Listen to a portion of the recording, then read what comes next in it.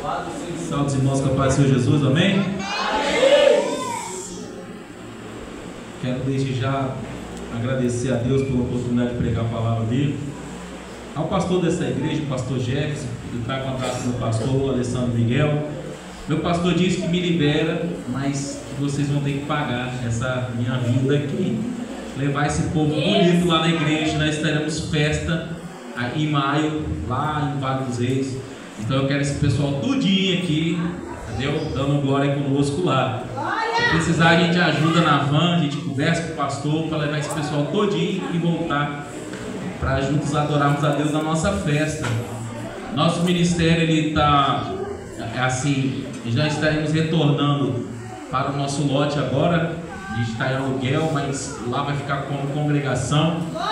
E na sede nós estaremos fazendo um trabalho, Instituto Teológico nós temos lá. O pastor está montando a convenção nossa própria. Eu sou atualmente evangelista da CEPADS.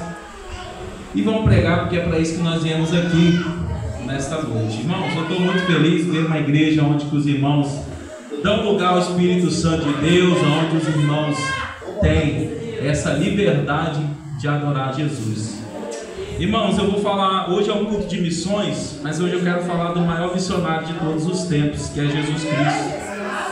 E esse missionário nos ensinou acerca de como fazer missão. O pastor deu uma rápida palavra, mas que foi poderosa.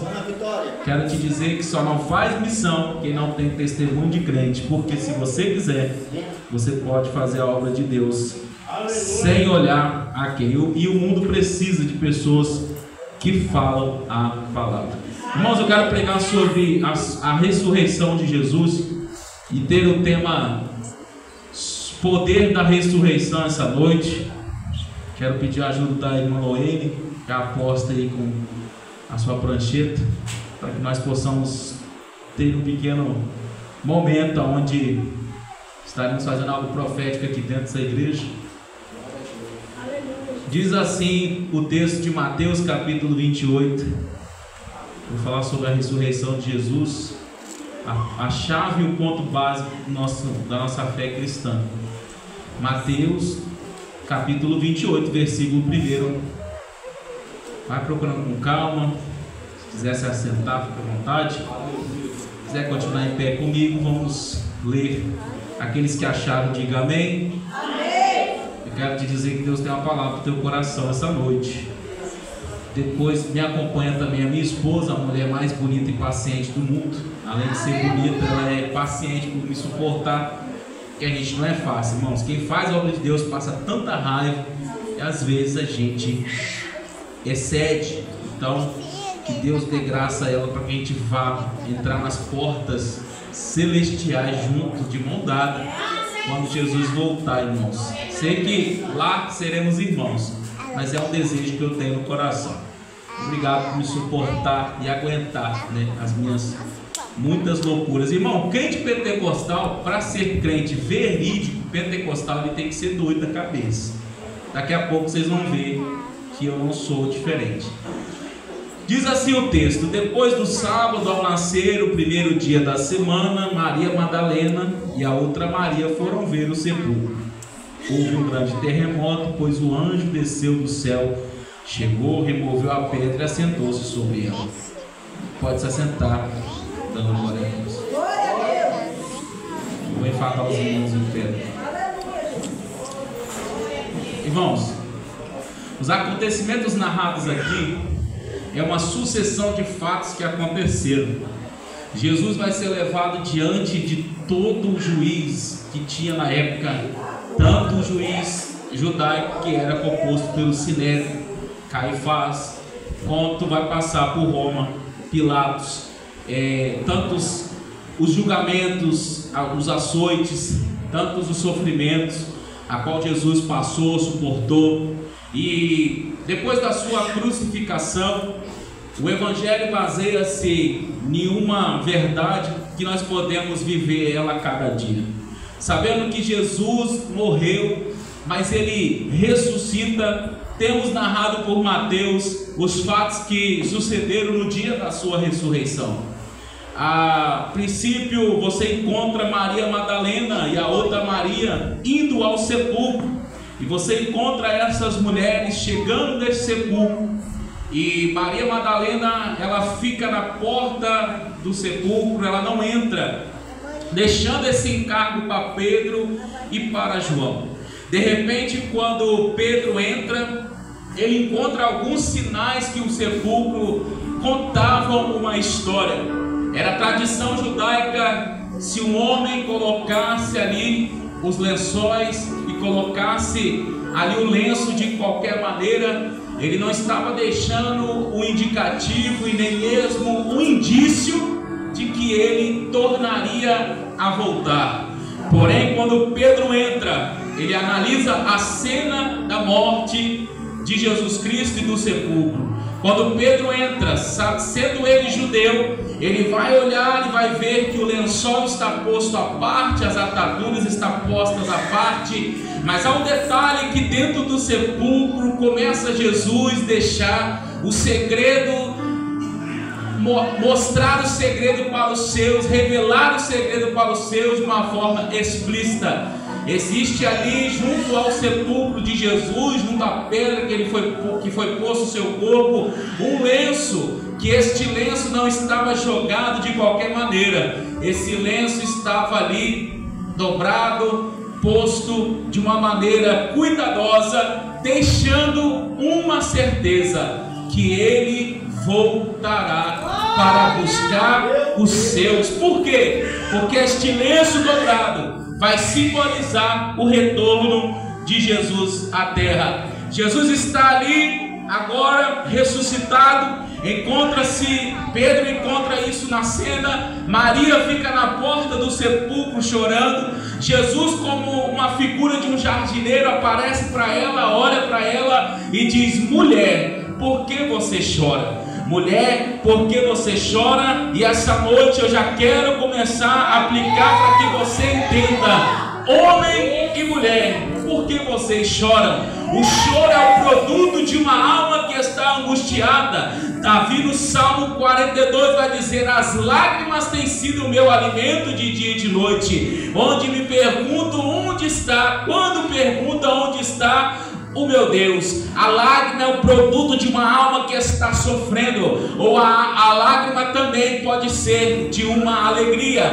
Porém, Maria estava chorando com o seu coração entristecido, porque ela tinha perdido o Mestre Jesus. Ela não teria mais os conselhos de Jesus, e julgava ela que Jesus não retornaria para buscar ela. Só que Jesus, quando olha para ela, ele diz Maria, e quando ele diz Maria, na entonação da voz, ela o reconhece e diz Rabone, que quer dizer mestre. Quando ela o reconhece, o coração enche de gozo, e ela começa a ir aos discípulos de Jesus, dizendo que ele já não estava mais dentro daquele sepulcro, e que ele já tinha ressuscitado, e se ele ressuscitou, ele está vivo na glória, e essa noite está aqui para atender a sua oração, o seu pedido, para perdoar o teu pecado, para perdoar a tua falha, para preencher a sua alma da alegria que só Jesus pode lhe dar. O poder da ressurreição é quando Cristo ressuscita dentro do nosso coração. O homem sem Deus, João vai dizer no capítulo 1: mas a todos quanto receberam, ele deu o poder de ser chamado filho de Deus. Ao homem que ainda não recebeu ao Senhor Jesus, ele não pode ser chamado de filho. Deus não tem filho ladrão, Deus não tem filho no crime, no tráfico, na droga. Deus não tem filho na prostituição. Ao homem que ainda não recebeu, é uma obra criada por Deus. Agora deixe-me dizer uma coisa: Jesus, quando veio à terra, ele deu o poder para você ser chamado filho dele. Ah, mas é difícil aceitar essa verdade, porque para Deus você não precisa subir uma pedra de joelho, você não precisa pagar promessa. Para Deus você só precisa aceitá-lo como Senhor e Salvador da tua. Ele ressuscitou para ser o penhor da nossa salvação. E antes que ele aparecesse aos discípulos, lá nas partes baixas da terra. Ele vai dar um passeio no inferno.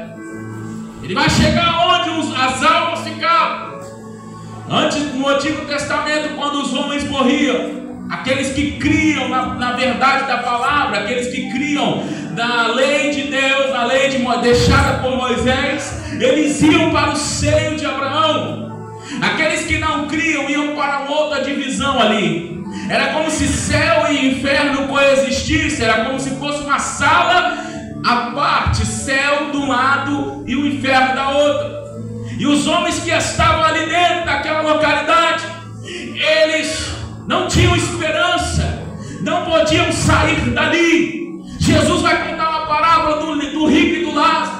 De repente ele começa a dizer que havia um homem que era muito rico, e esse homem era rico, tinha muitos bens, e o texto não diz o seu nome. Mas existia também um homem que era chamado de Lázaro. Era um homem que era temente a Deus, que comia da migalha da mesa do rico. Era um homem que cria na lei do Senhor. Esse homem, tão somente quando morre, ele vai para o seio de Abraão e fica lá. O homem rico, que era um homem mau, apegado à riqueza, que não ajudava ninguém, que fazia da sua vida uma vida cheia de luxúria, e fazia da sua vida uma vida abastada pelos bens materiais. Esse homem tão somente deseja, pela parábola, que aquele homem, Lázaro, pobre, necessitado, colocasse a ponta do dedo na sua boca, molhasse a ponta do dedo na água e colocasse na sua boca. Por quê? Porque o sofrimento do inferno, o sofrimento daquele lugar era tão grande, o calor tão excessivo, que apenas colocar um dedo na água refrescaria por alguns minutos. Só que deixa eu te falar uma coisa. Efésios capítulo 4, você pode abrir a sua Bíblia, vai nos dizer que Cristo desce às partes mais baixas da terra. Ele desce lá embaixo, ele começa a passar por aquelas cadeias eternas. Ele começa a dizer: eu sou aquele Senhor que iria vir para resgatar o povo, para tirar o povo das cadeias, das garras de Satanás. Ele começa a abrir a cadeia, e ele abre a cadeia e começa a dizer: quer vir comigo, vamos embora, quer vir comigo, eu estou levando uma comitiva, uma primícia para o meu Deus, para apresentar a ele. E ele começa a pregar e anunciar, começa a abrir a chave da cadeia, e começa a abrir a chave e as cadeias, e começa a olhar para aquelas pessoas ali dentro. Pessoas essas que Satanás colocou sobre elas um título. Escreve aí, por favor: miserável.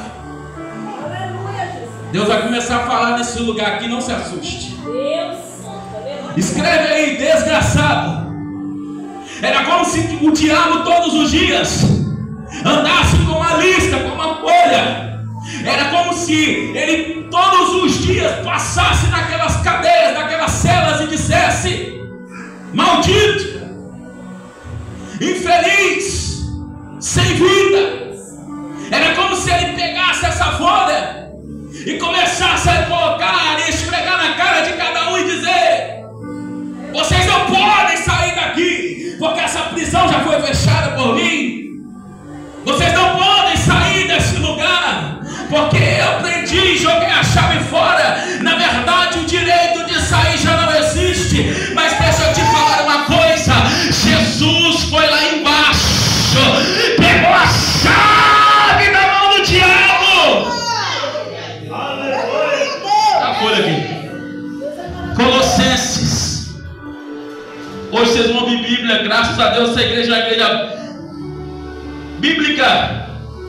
Hoje vocês vão ouvir uma parte da palavra que não tem sido muito falado dentro da igreja, porque as pessoas querem ouvir chave de carro, as pessoas querem ouvir falar de porta financeira. Deus vai te dar sua casa, do seu carro, Deus vai te dar bênçãos materiais e espirituais. Mas primeiro Deus quer entrar no teu coração e pegar aquilo que está aí dentro de ruim e começar a retirar. Sabe por quê? Porque Deus está cansado, Deus está enojado de uma igreja que não prega a verdade, de uma igreja que não prega que Jesus foi lá embaixo, pegou a cédula. Colossenses capítulo versículo de número 14 vai nos dizer: havendo riscado o escrito da dívida, era como se o diabo anotasse tudo aquilo que o homem é, era como se o diabo escrevesse numa folha de papel e colocasse do lado dessa dívida um valor, e você não conseguisse pagar. Só que deixa eu te falar uma coisa: além de tomar a chave das mãos do diabo, Jesus foi lá, e quando o diabo estava batendo aquela folha, batendo, esfregando essa folha na cara, a dívida na cara do homem, daquelas mulheres, e dizendo: vocês não sairão desse lugar, vocês não podem sair daqui. Naquele dia eu quero que você ligue seu pensamento no céu e imagine o clarão entrando dentro do inferno, um lugar que não tem luz, um lugar que não tem esperança. Desceu o homem da mão furada, pegou essa cédula, essa dívida, e ele rasgou, ele aniquilou na cruz. Você está livre, você está livre até aqueles que estão na presença de Deus, que o diabo está pescando pecado no passado. Isso aqui é para chegar na tua cara e dizer para você: não tem jeito, se levanta, coloca a sua cabeça no lugar, se levanta, Deus te chamou para vencer, Deus rasgou a cédula. Jesus desceu, pegou a cédula, rasgou a cédula, e ele expôs aos espíritos malignos, porque havia uma dívida. E se existe uma dívida, existe alguém que precisa pagar a dívida. Se existe uma dívida, existe um cobrador da dívida. Jesus, ele falou: chega, Satanás, até aqui você sacrificou os homens, até aqui você teve seu império. É por isso que aqueles que entendem a palavra de Deus, é por isso que o diabo vai arrancar você da palavra, é por isso que o diabo vai querer tirar você de ler a Bíblia, porque quando ele tira você da palavra, ele pode vir no teu ouvido e dizer para você: não tem mais jeito, mas essa noite receba o poder que sai da palavra. E Jesus está dizendo: tem jeito para você ainda. A dor, a angústia, a tristeza, a alma humana, Jesus não é só a sua única opção, Jesus é a sua última opção. Você talvez está batendo em portas, talvez você está indo para o vício, talvez você está indo para a droga, talvez você está indo para a prostituição, talvez você está indo para tantos lugares, mas Jesus está dizendo: eu sou a porta, eu sou o caminho, a verdade e a vida. É aquele que entrar por mim, aquele que vir após mim, eu estou batendo. Jesus está batendo na porta do teu coração. Você está sendo avisado, você está ouvindo os crentes falando da salvação, mas você está fugindo, você está aqui dentro, mas o seu coração parece que está lá fora. Neste momento eu desligo todo pensamento, eu declaro pensamento cativo à cruz de Cristo, para te dizer que o poder da palavra de Deus nos garante que Cristo ressuscitou para ser o penhor da nossa salvação. Jesus Cristo está vivo, Jesus Cristo está ressuscitado, Jesus Cristo está... Pegou o cativo, o cativeiro. É como se ele pegasse o passarinho com a gaiola e tudo, e levasse como primícia de Deus, e chegasse nos céus dizendo: Pai, está aqui estes que o Senhor me deu. Só que esse culto é um culto de missão, e eu não posso ser omisso com as missões dessa igreja, mas eu vim essa noite te ensinar como ser um missionário. Primeiro, você vai deixar de ser carnal, você vai aprender a orar, a jejuar, buscar a Deus e ler a palavra, porque eu não posso aceitar um crente dizendo que está fraco. Você não é galinha da Angola para gritar: estou fraco.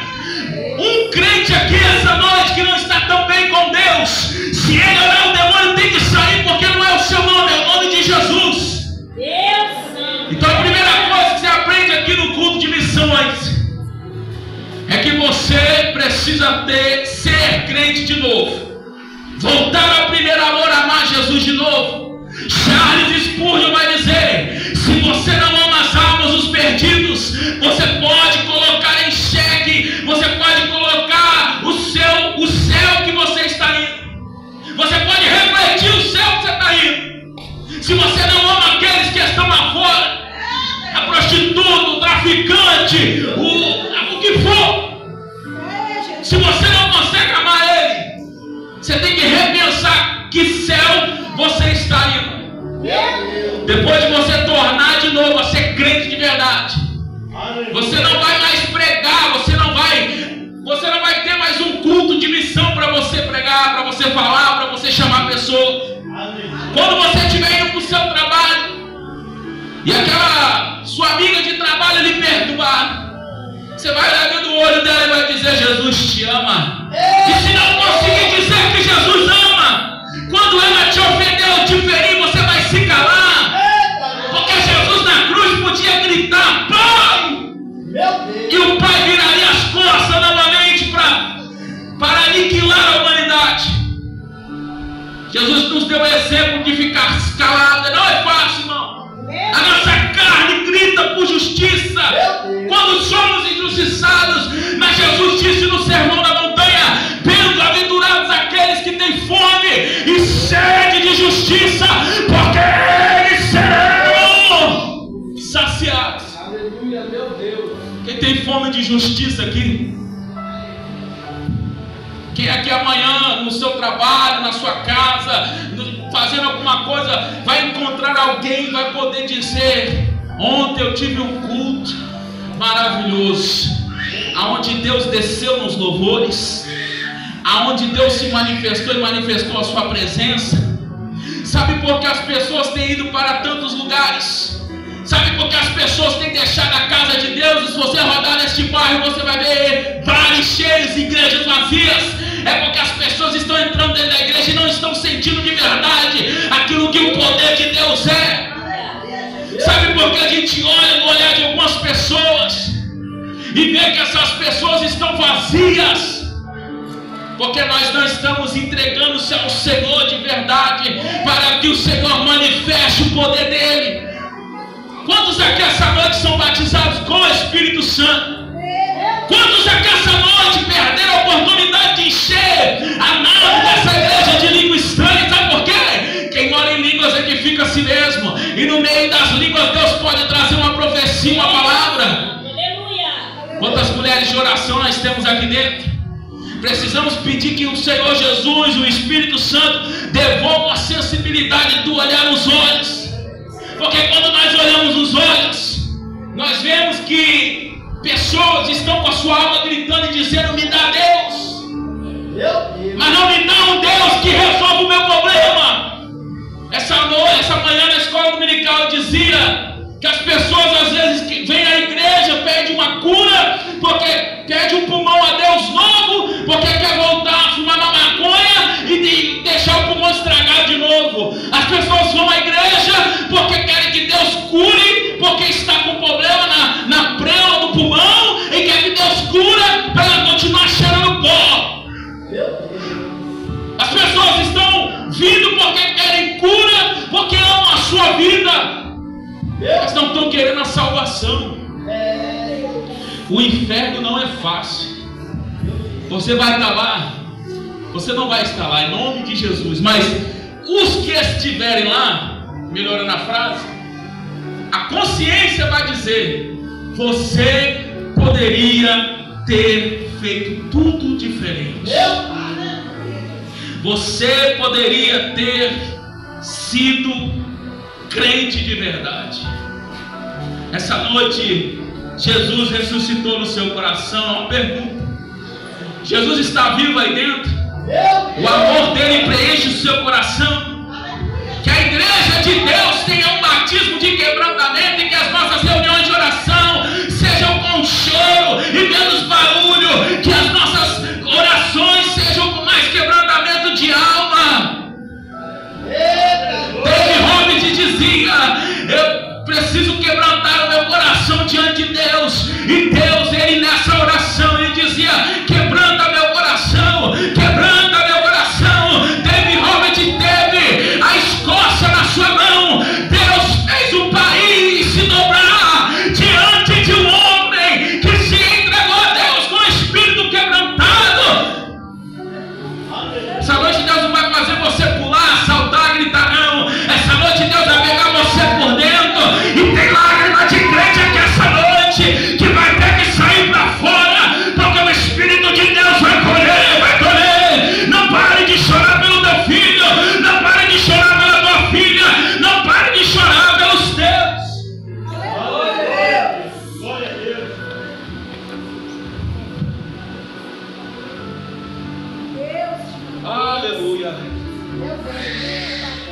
enquanto eu ministro, esse rapaz de azul aí, perto da porta, que está doido para ir embora. Se você é afastado do caminho do Senhor, você já foi da igreja, meu filho? Você nunca foi da igreja, não? Mas Jesus manda eu te dizer que você está fugindo há muito tempo e a obra é grande na sua vida. Você é um peixe fisgado que só está aqui essa noite porque o Espírito de Deus te conduziu aqui dentro. E essa noite Deus manda eu te dizer: apressa-te. O tempo de Deus na sua vida, não vou dizer que está atrasado, não. Eu vou dizer que no dia do juízo final, o Senhor vai olhar para as tuas mãos. E o que você tem nas mãos? Olha para a sua mão agora. Pela fé, o que você vê na tua mão? A obra na sua vida é grande, mas as suas mãos ainda estão vazias. Jesus mandou te dizer: hoje é um dia de uma decisão. Daqui eu vejo uma moça do lado da irmã aí, que já está aí cheia de Deus aí. E deixa eu te falar uma coisa: quando eu olho dentro dos seus olhos de longe, é a moça do lado aqui, deixa eu te falar. Quando eu olho para os seus olhos de longe, eu não vejo uma pessoa feliz. Eu vejo uma pessoa que está querendo chorar, mas que as lágrimas estão presas aí dentro. Mas o Espírito de Deus que me usa, que me curou da depressão severa, quando eu quase morri por depressão, essa noite te dá um abraço. E as lágrimas, dá um abraço nela, irmã, simbolizando o Espírito Santo. E as lágrimas vão sair dos teus olhos, porque é o Espírito de Deus curando você, tirando a enfermidade, tirando a doença da alma. Você vai dormir melhor essa noite, pode ter certeza, porque quando eu olho nos seus olhos, eu vejo tristeza, eu vejo amargura, eu vejo uma pessoa sofrida, uma pessoa que está amargurada de alma. Fica de pé, igreja, eu não vou falar muito não. Eu quero que Deus toque na sua alma através da oração da fé. Eu quero que Deus toque na sua alma, aqueles que estiverem necessitados de cura, aqueles que estiverem necessitados da cura, porque Jesus mandou a gente ir